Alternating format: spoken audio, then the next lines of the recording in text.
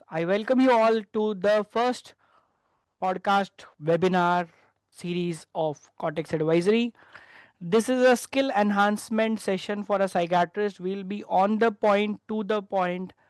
Okay.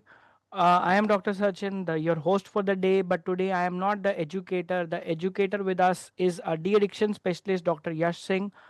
Thank you so much for giving us time and being a Cortex member yourself. You are more than welcome to uh, take this show. Thank you so much, Dr. Yash, for being with us.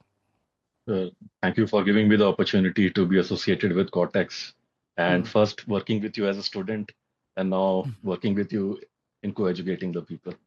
Now it is my time to learn from you, not your time to learn from me. See, for the others who know me, like I keep on learning every day new and new things from different doctors. See, we all are learning from each other's. We learning from each other. Sorry, because we all have different domains, different forte, different expertise. So Dr. Yash has done DM in addiction psychiatry from AIMS. AIMS, Yash. Yes, sir. Yes, NDTTC. And today we are talking about an important topic called nicotine replacement therapy.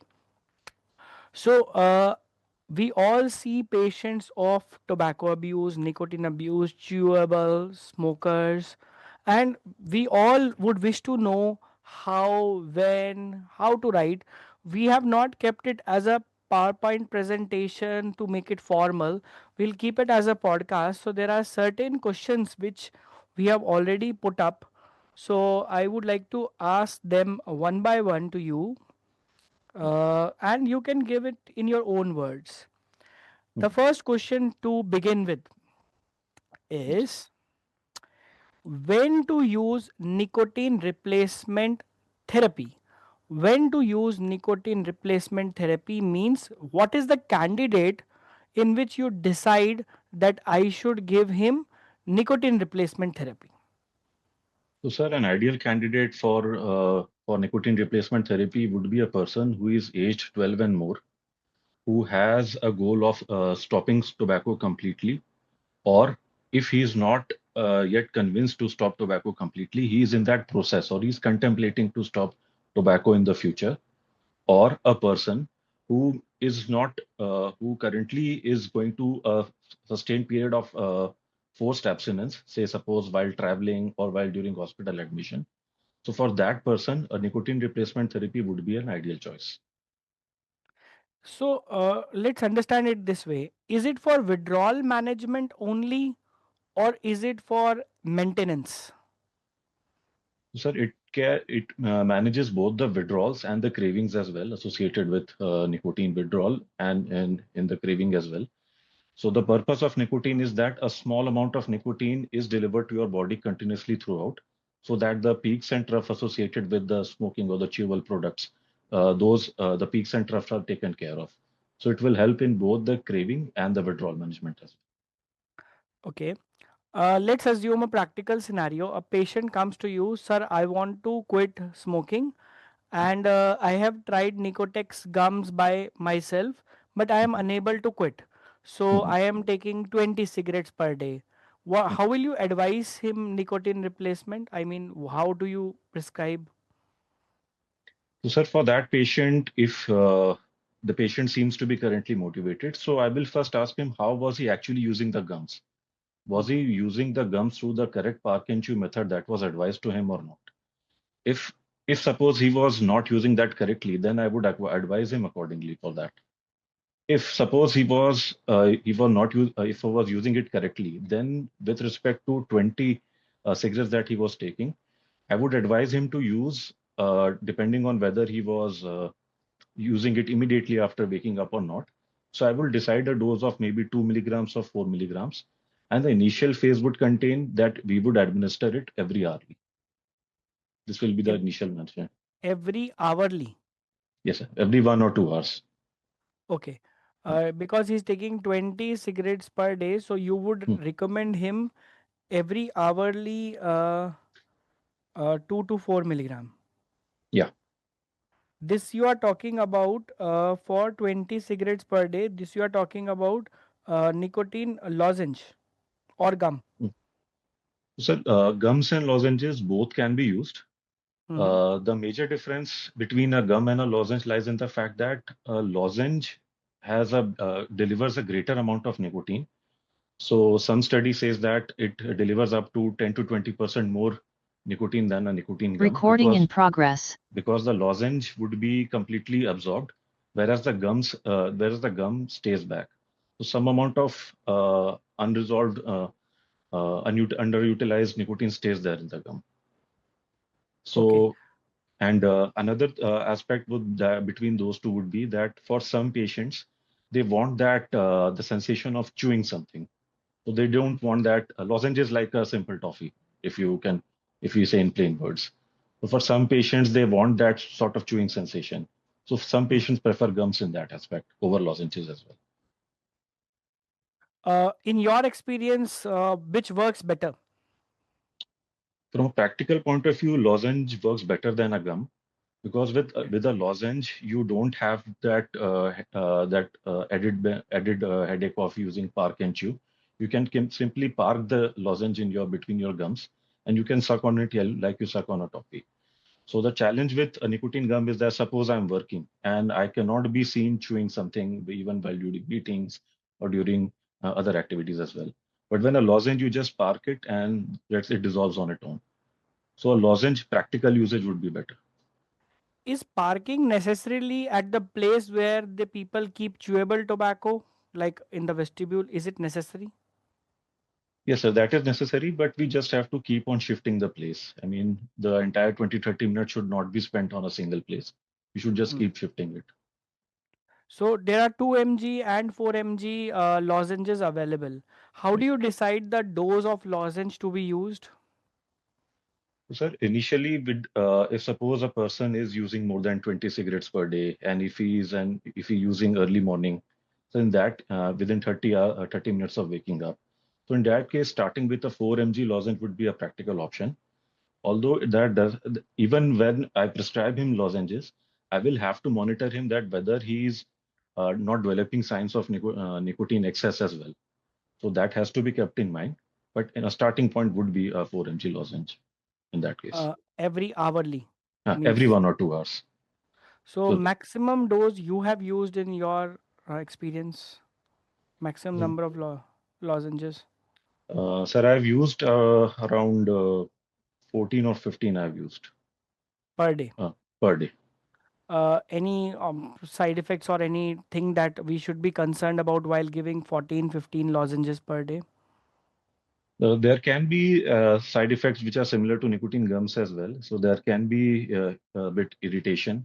Sometimes people do swallow the spit inside, or even sometimes accidentally swallow the lozenge inside as well.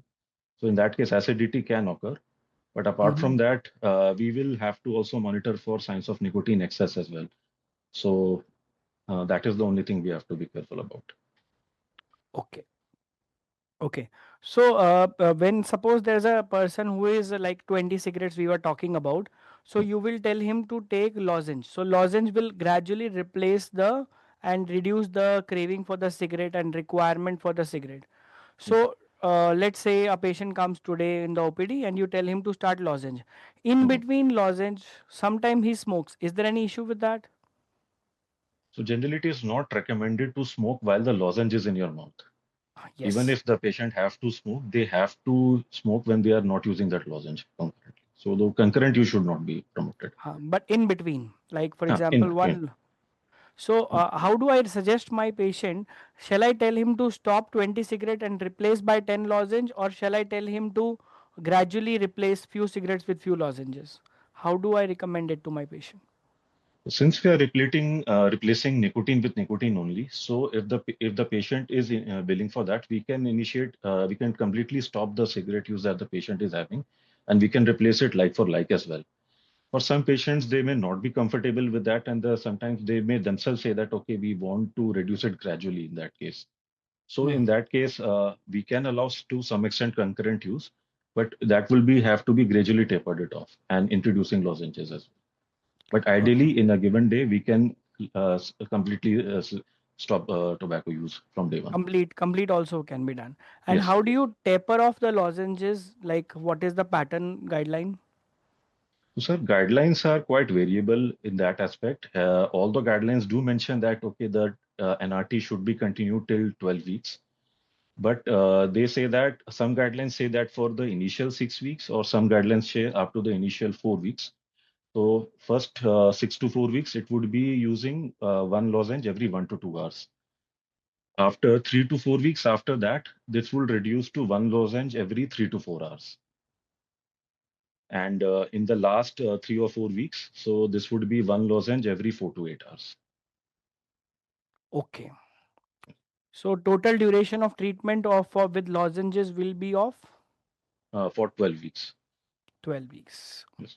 For Gradually any taper. for any NRT product, it will be for 12 weeks. Okay.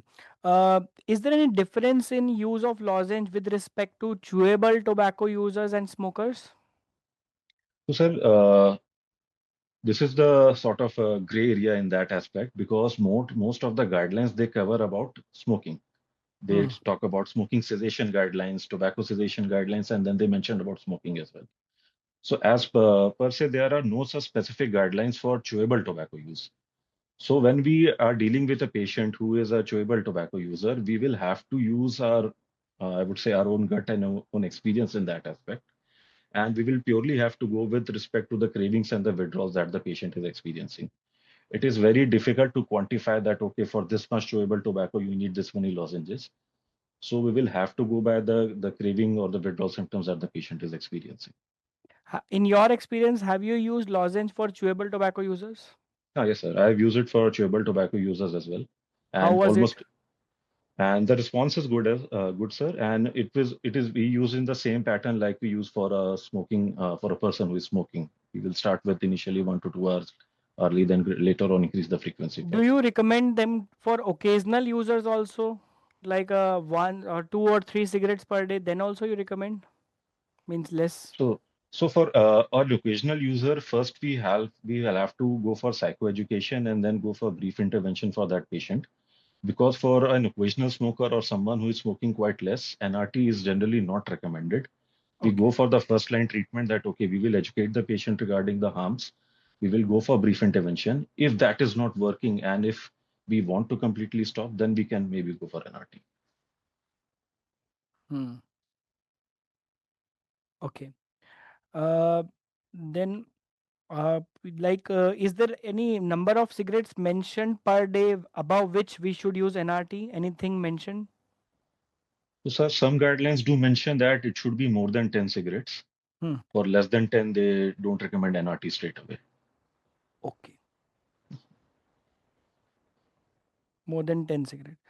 Any other practical common points for psychiatrists that they should be knowing? Because there are some PG residents also listening. There are Mhm, people who are listening who have never ever used a lozenge. mhm. So anything you want to tell them? Should they be scared of using lozenge or should they use it? Uh, there's nothing to be scared about using a lozenge. I mean, if you have not used it, you can start by prescribing it. You just have to be aware of that. What are the situations that you are using a lozenge and how do you initiate it? How do you educate the patient in that? I mean, I have seen patients who, if you tell them, okay, you have to take this lozenge, they take it and then say, कि, sir, कुछ फर्क नहीं पड़ रहा. We are not finding any benefit with that.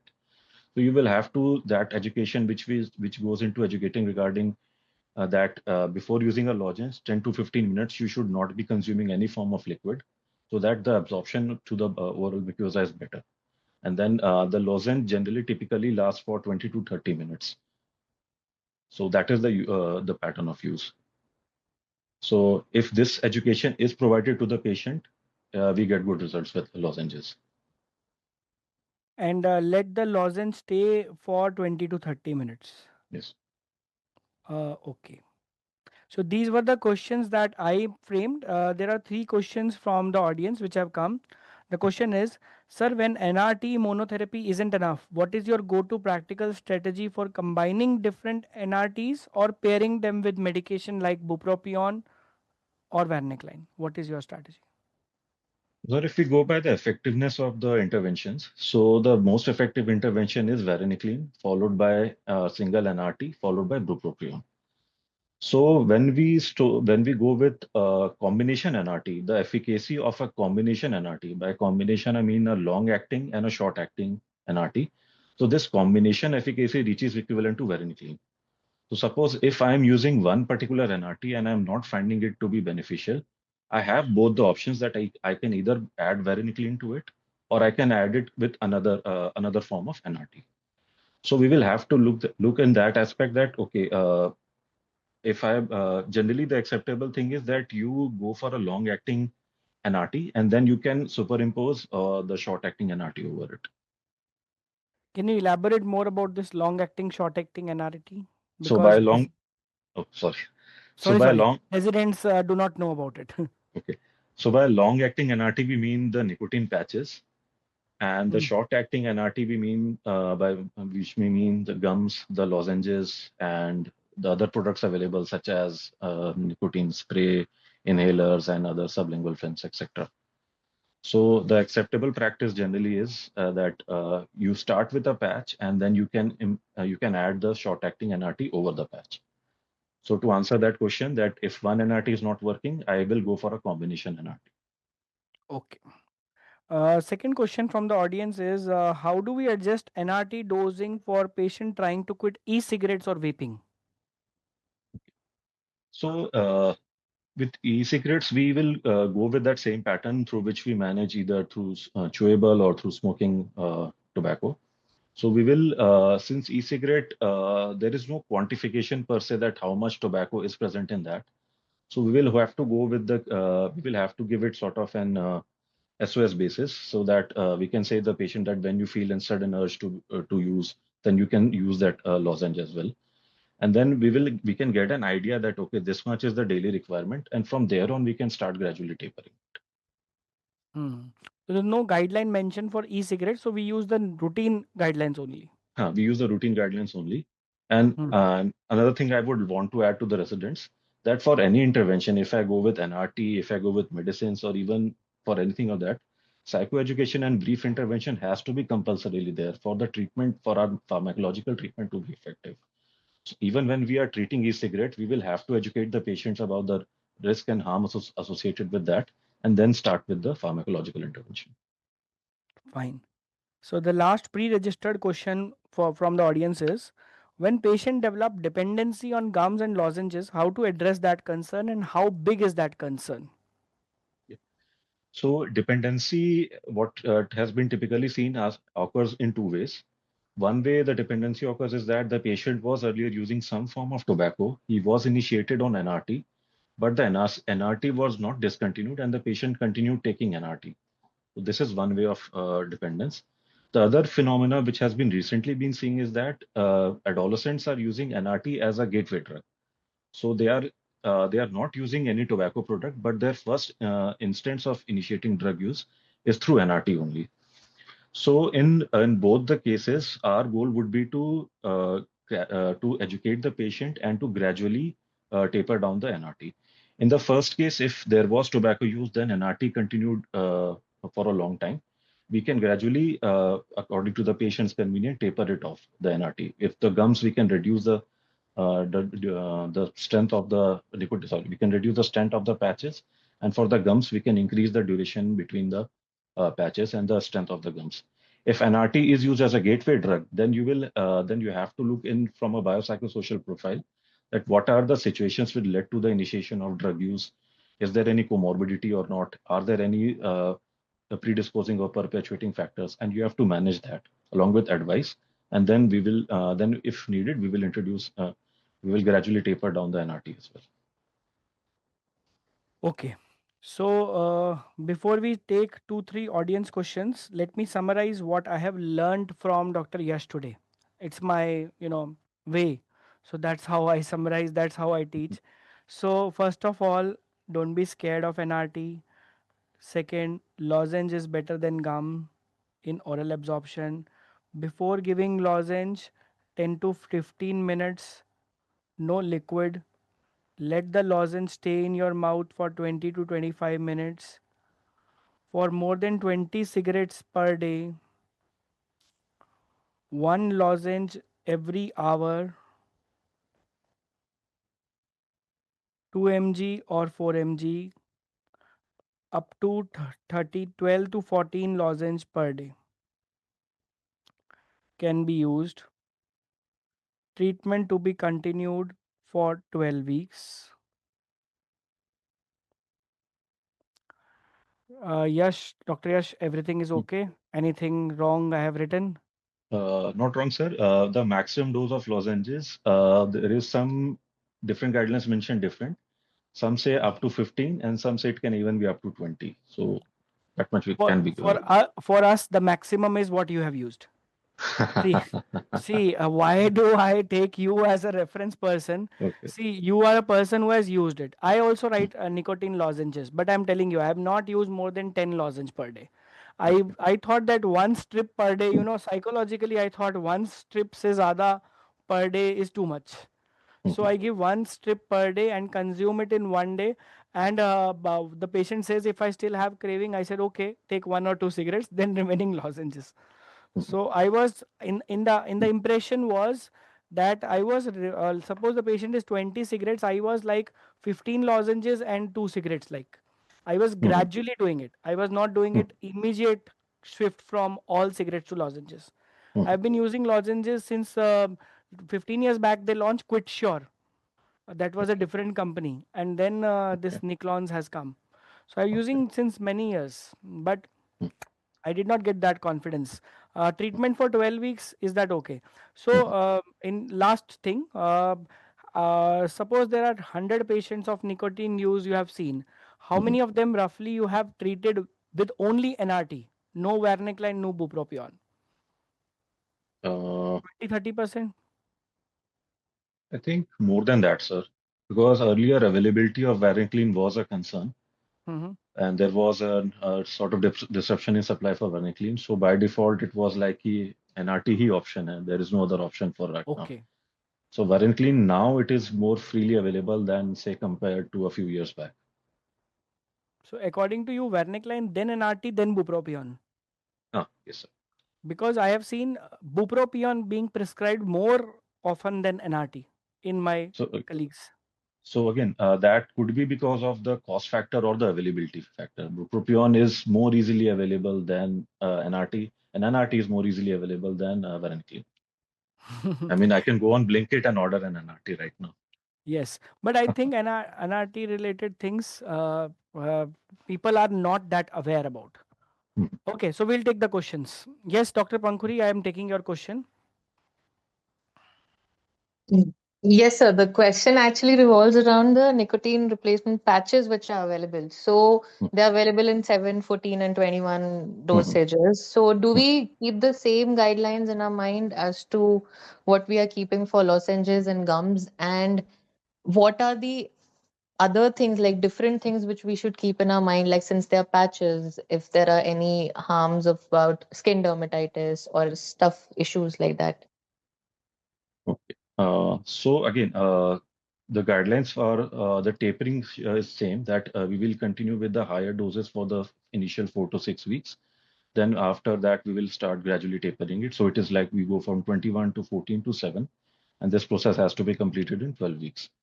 With regards to skin allergy and dermatitis, yes, that is a genuine concern, and many patients do discontinue NRT solely for that reason only. So in that case, you will have to look for other options of NRT. And even in India, I've seen many people who sweat a lot. They are the patch does not stick to the skin as well. So even that is a concern with a nicotine patch. So yeah, in that case, we will have to then shift to gums or lozenges. Can we use more than one patch in a day? So generally, guidelines do not mention that, but in countries outside India, 42 mg patch is also available. So guidelines, it is not a recommendation of any guideline per se, but individual case reports have used that since the number of cigarettes smoked by say some person is too much. So in that case, they use 21 plus 21 or say 21 plus 14. So strengths greater than 21 have also been used. And the highest strength I have seen 42 mg patch is also available. I don't think in India, but outside of 42 mg patch is also available. So that is also being used for very heavy smokers. All right. Thank you, sir.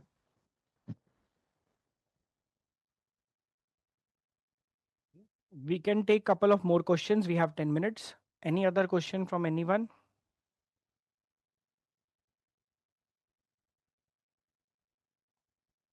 You can either post your question in chat or unmute yourself and ask.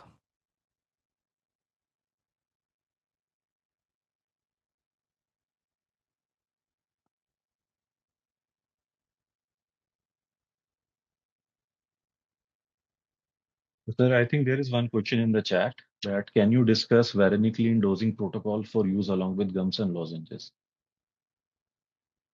Yes, please. So varenicline dosing protocol would be the same, irrespective of whether we are using any other intervention or not. So it will be the same, that point 0.5, then 1, then 1 BD. And for NRT, since that is the advantage of NRT, that in varenicline I have to give in this dose only. There is no other option for it. With NRT, I can modulate my dose. So once you increase the dose when you reach 1 mg BD dose for varenicline, you can modulate your NRT according to the patient's response. So that is the advantage of using a lozenge or gum in that aspect. One more question in the chat. Is there any upper limit to the time of the day beyond which gums and lozenges shouldn't be used? I mean, particular hours of like morning, evening, are they talking about? I mean, So there is no particular limit for that. Nicotine patches have been associated with sometimes sleep disturbances. So in that case, sometimes when you can use a 16 hourly patches. In that case, that takes care of that not using during the night. And if someone is experiencing sleep disturbances with say 24-hour patch, so it is recommended that while sleeping, you can remove the patch and you can start the next day with a fresh patch. So that can be done.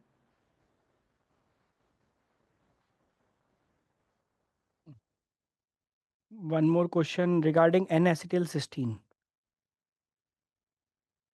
Uh, I have not read about it or come across any literature for that.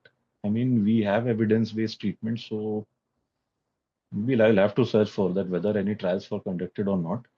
And acetylcysteine has been used in cannabis use disorder with, say, variable responses.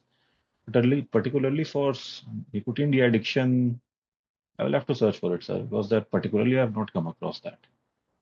Even I have not read about it. Can we use 2 patches at a It time? is, that can be used. The next question is, ideally, what time would be the trial time until when we should continue the trial for NRT, even if abstinence is not being achieved, or shift to varenicline and add multiple NRTs? So the trial time would be, they recommend that 5 or 6 weeks would you can consider. There is not an exact trial time mentioned. The trial time is mentioned for the medications that we use. For nicotine patches, the trial time is not mentioned, but yeah, say suppose in a given month, we are not finding any response with one particular NRT, then we can sort of shift our treatment in that case. So I think 1 month can be considered. The next question is, in your experience, do you find topiramate effective to use as an add-on with lozenges? I mean, for other treatments which have been tried in the past, I think nortriptyline was the one which was tried. Topiramate, I think, was tried, but it had not that much efficacy. So yeah, did not feel the need to use topiramate uh, along with any other with for particularly for nicotine de-addiction. So yeah, never tried topiramate for that purpose particularly. Nortriptyline has been mentioned in literature, but topiramate I don't think find that mentioned.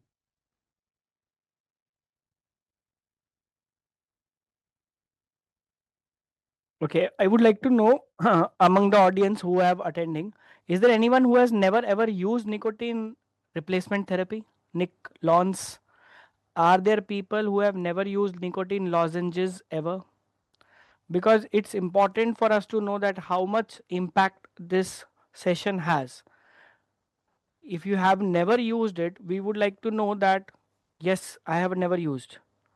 There are 40 plus people attending it live. Only nicotine gums in your hospital. Okay. Anyone else who has never ever used lozenge? Gums and patches. Only gums. That was what I was telling you, Dr. Yash, also, that people do not know much about lozenges. Hmm. Gums and patches. See. Yes. So, was it available in your NDDTC? No, sir. No NRT product was available. So our first line would be for NDTC would be to use bupropion. Because you And didn't even have Vernicline. yes, sir. The other day I was talking to de-addiction fellow people from Nimhans. They were saying even we didn't have Vernicline. Yes, sir. They are using RTMS for nicotine patients. That is a very upcoming modality now. So they are not using Vernicline. So as we can see that most majority of the people have not used nicotine lozenge. And I'm telling you, I have used it left right. Because Yes, we sir. are more into private things and now. Mm. Okay, any particular side effect of lozenges, sir, from patient side? Madhuri has asked, Dr. Madhuri has. No particular any different side effect than from a nicotine. It's the same side effects. So the people who have said that we have never used, now you will be using it. So the idea of you see when a person authorized used it tells us to use it. It gives us confidence to use it. When the first time I used Varnicline, even I was not. I think you people must be knowing Varnicline. This is the second comeback. First Champix Mhm. came, then withdrawn. Then I Mhm. was teaching this MCQ suicidal tendencies for long. Yeah. Then again different formulations came, and I Mhm. think Nicolons is nicotine lozenges is a thing that is upcoming. Huh? Quite a few patients. Please read the question, sir. Quite a few patients opted out of varenicline because of sleep disturbances and nightmares. What is the right way to approach this adverse effect? So it depends to what extent the sleep disturbance and nightmares are impairing or causing me trouble or impairing my functioning. And it's an individual call. We can sort of reduce the dose and try to reintroduce. And or say suppose varenicline, if I'm finding that okay with varenicline my smoking cessation has completely stopped, but these are the bit troublesome features that I'm experiencing. So it's up to me that how much of a sleep disturbance and nightmare I can tolerate. It is not what I have seen that it is not that troublesome that leads to discontinuation. But if it is troublesome, you can sort of uh, reduce and stop the dose. I mean, that would be the only way out. Sir, any increase in suicidal ideation or worsening of insomnia reported in varenicline? Uh, I have not come across any patient yet, but again, sir has used varenicline more than me. So suicidal ideation, I have not found it. I have seen patients with complaints of worsening of insomnia, but for most of them, it I have seen that it resolved on its own. Or if you add some sleeping aid for that, it takes care of that as well. So worsening of insomnia per se, generally, I have seen that it does not lead to discontinuation per se. You can give the sleeping aids to the people, and they will maintain well with that. So we'll take this one last question. Okay. NRT on schizophrenia patient. Yeah, definitely use it. It works well. No Well, doubt, no doubt about it. You should use, in fact. so this is where we are concluding. I will give you all my take home points in the form of PDF, which I have learned from Dr. Yash. We want to keep it small, crisp, informative, and useful. So, at least for those people who have just listened to us, you got some confidence in using nicotine lozenges, nicotine replacement therapy. And it's always advisable to ask a person concerned who has used it and given you some confidence. Out of 40, if 10 20 of you only write 2 3 lozenges and then get confidence, then the purpose of this is served. So I hope it was helpful. I would like to hear comments, feedback and suggestions from you. You can put it in the group also for those who have attended. And I'm very, very thankful to you, Dr. Yash, for coming, educating, helping all of us, including me, as a student of yours today. Thank you so much, Sure. Dr. Yash. Thank you, sir. Anything you want to say before we close? Uh, just a take home to the residents, I would just say a take home point. Many times during our time, actually, the examiners used to ask in the Grand Viva that what is the treatment for nicotine dependence, the best treatment. And then we used to say that, okay, we used to think in our minds ki Varenicline is not available or it is very expensive. So we'll go with NRT. But right now, the simple point of answer would be if someone asks you what is the best treatment for nicotine dependence, the resident should answer confidently that it is Varenicline. And the efficacy of combination NRT, that is equivalent to Varenicline. So for single agent, that is varenicline, and the best treatment would be varenicline or a combination NRT. So this the resident should answer confidently. Thank you so much. So we have got very good feedbacks about it, and we would be happy to share them with you. Thank you. Thank you. Okay. That's all for that. Thank you. Thank you, sir. Dr. Recording Ekansh. stopped. Dr. Ekansh, thank you so much for coordinating and being a part of it. Dr. Ekansh has been with me Mm, in this My session. pleasure, sir. Thank you so much, Dr. Ekansh. I hope it was helpful for you as well. Thank you, Dr. Absolutely, sir. Ekansh. Thank you. Absolutely, absolutely. I hope it's helpful for everyone as the comment sections are going on and on. Thank, thank you, Dr. Ekansh. Thank you.